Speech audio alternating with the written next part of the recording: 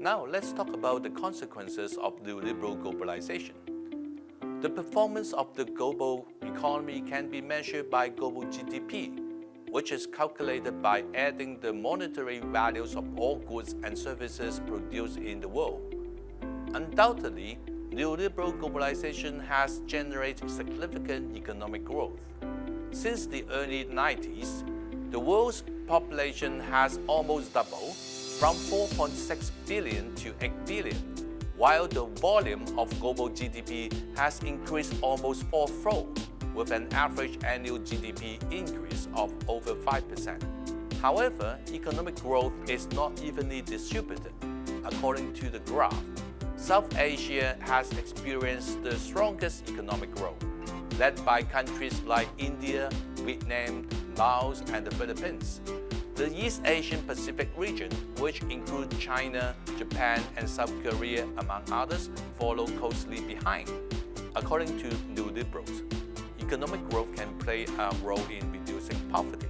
World Bank data shows a decline in global poverty rate, defined as the percentage of the population living on less than $5.5 a day at 2011 international prices over the years. In 1981, the global poverty rate was 68.2%, which decreased to 46.9% in 2019. While the positive impacts of neoliberal globalization in reducing absolute poverty cannot be dismissed, this trend took a turn in 2020. The COVID-19 pandemic, inflation, recession, geopolitical conflict, and climate change have hindered and, in certain instances, even reversed progress toward alleviating poverty.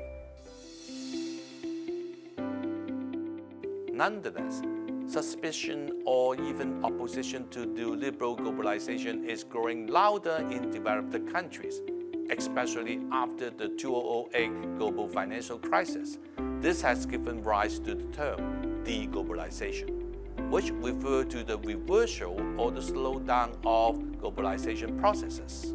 Deglobalization represents a movement towards a less interconnected world with a focus on powerful nation-state, local solutions, and broader control instead of global institutions, treaties, and free movement. Supporters of deglobalization point to a multitude of recent events as evidence of this trend. One significant event is Brexit, the United Kingdom's decision to leave the European Union, which was fueled by a desire for greater national sovereignty and control over borders. Similarly, the rise of Trumpism in the United States, with its emphasis on protectionist policy and American-first rhetoric, reflect a rejection of globalized trade and a focus on domestic interests. The Ukraine war has also played a role in fueling opposition to globalization.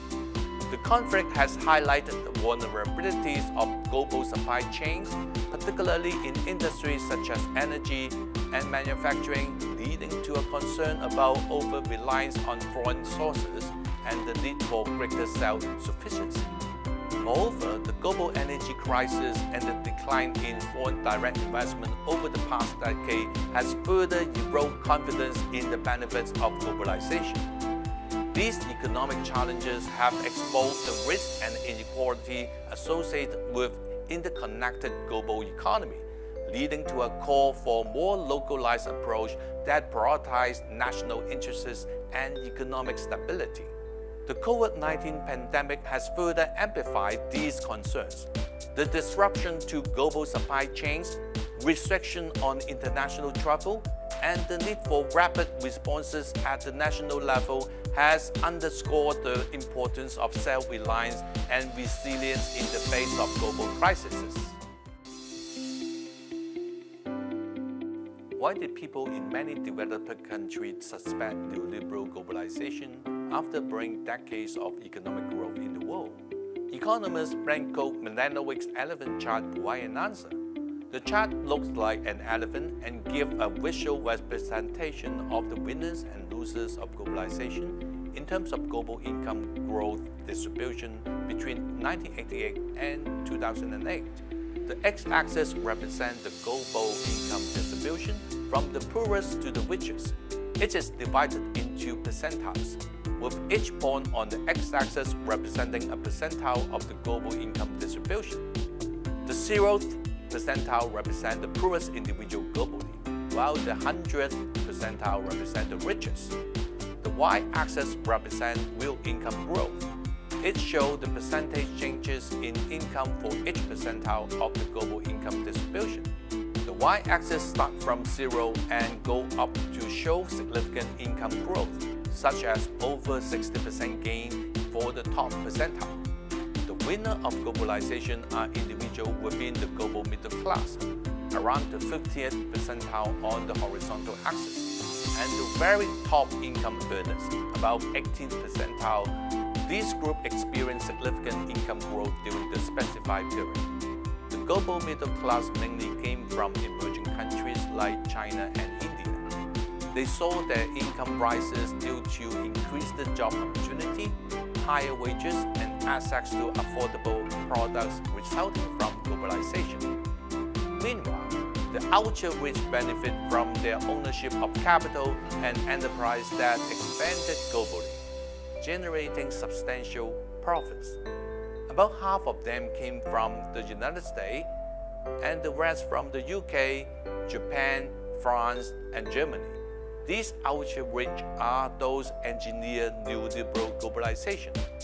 On the other hand, the loser of globalization are individuals around 70th to 80th percentiles of the global income distribution. These individuals, mostly from developed country middle classes, experience stagnant or sometimes decreasing real incomes. This group face increased competition from lower-cost labor market, leading to wage stagnation or, in some cases, job losses. The globalization process led to offshoring of certain industries and eroded the bargaining power of the workers in these countries. The most desperate losers of globalization are individuals below the 10th percentiles.